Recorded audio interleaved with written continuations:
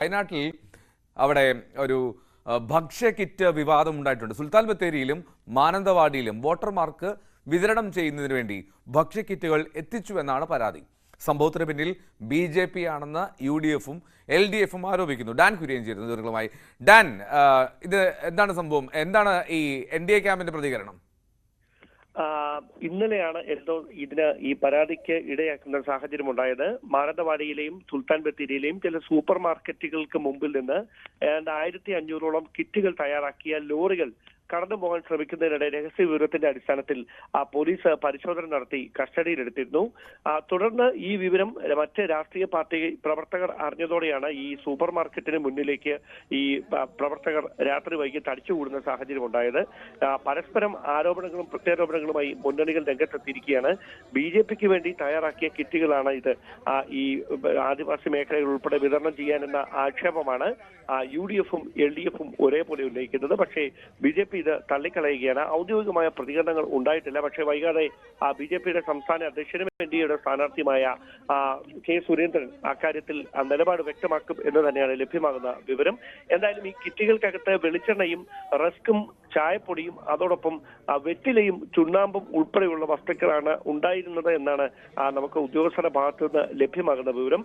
നേരത്തെയും ഈ വയനാട്ടിൽ നിയമസഭാ തെരഞ്ഞെടുപ്പ് നടക്കുമ്പോഴും ലോക്സഭാ തെരഞ്ഞെടുപ്പ് നടക്കുന്ന വേളകളിലുമൊക്കെ ആദിവാസി ജനവിഭാഗത്തെ ഒപ്പം നിർത്തുന്നതിന് വേണ്ടി ഇത്തരത്തിൽ ഭക്ഷ്യക്കിറ്റുകൾ വിതരണം ചെയ്യുകയും പണം കൈമാറാൻ ശ്രമിക്കുകയും ചെയ്യുന്നു എന്ന തരത്തിലുള്ള ആക്ഷേപങ്ങളൊക്കെ മുൻപും ഉയർന്നിട്ടുള്ളതാണ്. സമാനമായ ഒരു സാഹചര്യം ഇപ്പോൾ വീണ്ടും ഉടലെടുത്തിരിക്കുന്നു. സുൽത്താൻ ബത്തേരിയിലും അതോടൊപ്പം തന്നെ മാനന്തവാടിയിലെ 5-ാം മൈലിലുമാണ് ഇന്നലെ വൈകിട്ട് ഇത്തരത്തിൽ ഈ പാക്ക് ചെയ്ത പാക്കറ്റുകൾ വിതരണം ചെയ്യാൻ ഉള്ള ലോറിയിലേക്ക് കയറ്റുന്നതിനിടയിൽ ഫ്ലൈയിങ് സ്ക്വാഡ്, ഇലക്ഷന്റെ ഫ്ലൈയിങ് സ്ക്വാഡ് പിടികൂടിയത്. ഇതുമായി ബന്ധപ്പെട്ട പരിശോധന പുരോഗമിക്കുകയാണ്. പോലീസിന്റെ അന്വേഷണവും സമാന്തരമായി തന്നെ നടന്നുകൊണ്ടിരിക്കുകയാണ്. എൽദോ, ശരി, ഡാനാണ് വയനാട്ടിൽ നിന്നുള്ള വിവരങ്ങൾ നൽകിയത്. അവിടെ ഒരു കിറ്റ് വിവാദം ഉയർന്നിരിക്കുന്നു. അത് BJPക്കെതിരെയാണ് ഉന്നയിക്കുന്നത്. ഡാൻ, ഒരു കാര്യം കൂടി, വയനാട്ടിൽ അവിടെ രാജ്യം ഉറ്റുനോക്കുന്ന മണ്ഡലമാണല്ലോ. അവിടെ ഇങ്ങനെ ഇന്നലത്തെ കൊട്ടിക്കലാശം ഒക്കെ ഏത് തരത്തിലാണ് മുന്നണികൾ വിലയിരുത്തുന്നത്? പോരാട്ടത്തിന്റെ അവസാന ഘട്ടത്തിലേക്ക് എത്തുമ്പോൾ ഇന്ന് എന്തൊക്കെയാണ് പ്രധാനമായിട്ടുള്ള പരിപാടികൾ?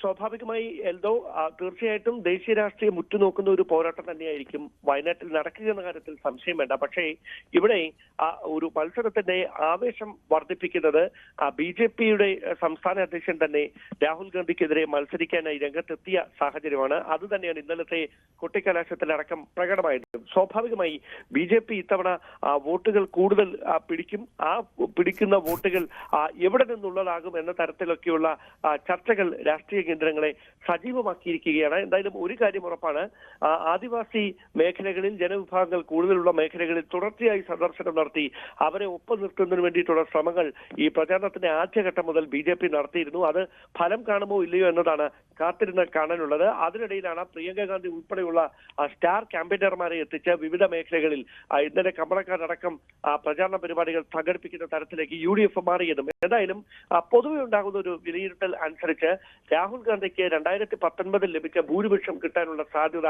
ഇത്തവണ ഇല്ല എന്ന തരത്തിലുള്ള വിലയിരുത്തലാണ് നിരീക്ഷകരടക്കം പങ്കുവെക്കുന്നത്. എന്തായാലും ഒരു കാര്യം ഉറപ്പാണ്, UDF ക്യാമ്പ് അവകാശപ്പെടുന്നത് അദ്ദേഹത്തിന്റെ ഭൂരിപക്ഷം 4,30,000-ൽ നിന്ന് 5 ലക്ഷമായി ഉയർത്തുന്നതിന് വേണ്ടിയിട്ടുള്ള താഴെത്തട്ട് മുതലുള്ള ബൂത്ത് തലം മുതലുള്ള പ്രവർത്തനങ്ങളാണ് നടത്തിയത് എന്ന ആത്മവിശ്വാസത്തിലാണ് UDF ക്യാമ്പ് ഉള്ളത്. എന്തായാലും അനാരോഗ്യം മൂലം രാഹുൽ ഗാന്ധിക്ക് അവസാന ദിവസങ്ങളിൽ വയനാട്ടിലേക്ക് എത്താൻ കഴിഞ്ഞിരുന്നില്ല. പക്ഷേ കോൺഗ്രസിന്റെ ദേശീയ അധ്യക്ഷൻ ഉൾപ്പെടെയുള്ള നേതാക്കന്മാരെ വയനാട്ടിലേക്ക് എത്തിക്കാൻ കഴിഞ്ഞതിലൂടെ UDF ക്യാമ്പിന്റെ ആവേശം വർദ്ധിക്കുന്ന സാഹചര്യമുണ്ട്. ഇന്ന് നിശബ്ദ പ്രചാരണത്തിന്റെ ദിവസമാണ്.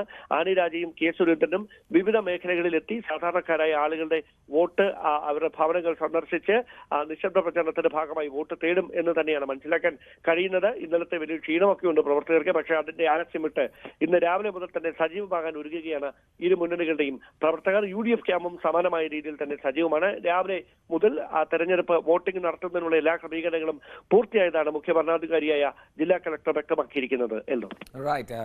ഡാൻ കുര്യനാണ് വയനാട്ടിലെ വിവരങ്ങൾ പങ്കുവച്ചത്.